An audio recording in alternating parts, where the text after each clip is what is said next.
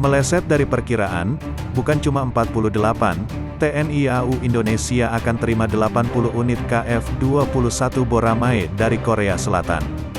Setelah sempat dibuat cemas dengan pembayaran proyek KF-21 Boramae dari Indonesia, Korea Selatan agaknya kini akan bisa bernafas lega.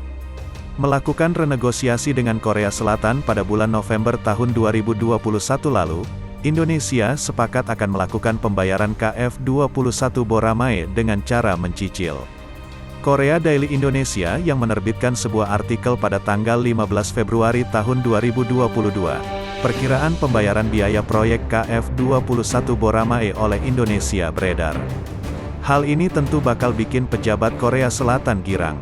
Kang Eng Ho, Direktur Administrasi Program Akuisisi Pertahanan, DAPA, mengunjungi Indonesia pada akhir bulan lalu, dilaporkan bahwa Menteri Pertahanan Prabowo mengatakan bahwa tunggakan 800 miliar won pada KF-21 akan diselesaikan untuk sampai batas tertentu di paruh pertama tahun ini. Rakyat Korea Selatan sempat bertanya-tanya hingga harus ditenangkan oleh pejabat DAPA kenapa Indonesia bisa membeli Rafale Prancis sementara KF-21 Boramae dibayar cicil. Defense Acquisition Program Administration, DAPA, Korea Selatan telah menyatakan posisinya bahwa, bahkan jika Indonesia membeli Rafale, tidak akan berdampak pada pengembangan KF-21, tulis The Jongang. Seorang pejabat DAPA mengatakan kepada Jongang Ilbo pada tanggal 10, pengenalan pesawat tempur Rafale adalah proyek untuk memperkuat kesenjangan kekuatan Angkatan Udara Indonesia, dan kami sedang mempertimbangkannya sebagai masalah terpisah dari pengembangan bersama Angkatan Udara Indonesia.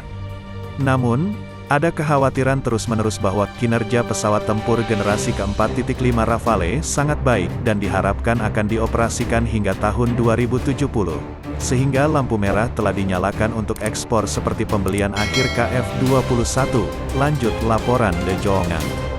Seperti kita tahu, KF-21 Boramae merupakan proyek pengembangan bersama pesawat tempur KF-21 yang dilakukan oleh Korea Selatan dan Indonesia dengan biaya pengembangan sebesar 8,8 triliun won sejak tahun 2015. Indonesia telah sepakat menginvestasikan dana sebesar 1,7 triliun won atau 20% dari seluruh biaya proyek, dan untuk itu akan mendapatkan satu unit pesawat tempur KF-21 Boramae dari Korea Selatan dan transfer teknologi untuk dapat memproduksi 48 unit pesawat tempur generasi berikutnya di dalam negeri.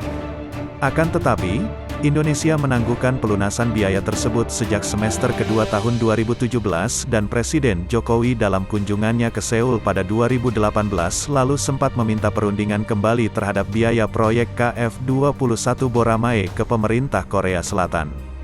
Rupanya tak cuma 48 unit KF-21 Boramae yang akan diterima Indonesia.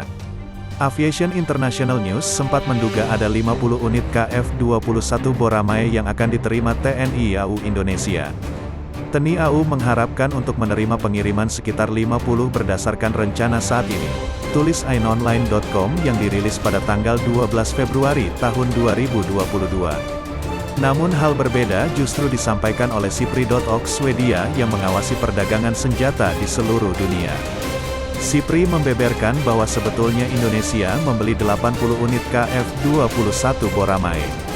Mungkin kesepakatan 1,6 miliar dolar, Indonesia membiayai hingga 20% dari biaya pengembangan, termasuk keterlibatan Indonesia yang terbatas dalam pembangunan, sebutan Indonesia IFX, dipilih tetapi belum dipesan pada akhir 2021. Pengiriman direncanakan setelah tahun 2025, lapor Sipri. Di situ juga tertulis jumlah KF-21 Boramae Indonesia, 80 unit. Menjadi sebuah kabar mengejutkan di mana Indonesia benar-benar akan membuat ASEAN bergetar dengan deretan jet tempur kelas kakap KF-21 Boramae, Rafale dan F-15 Eagle II.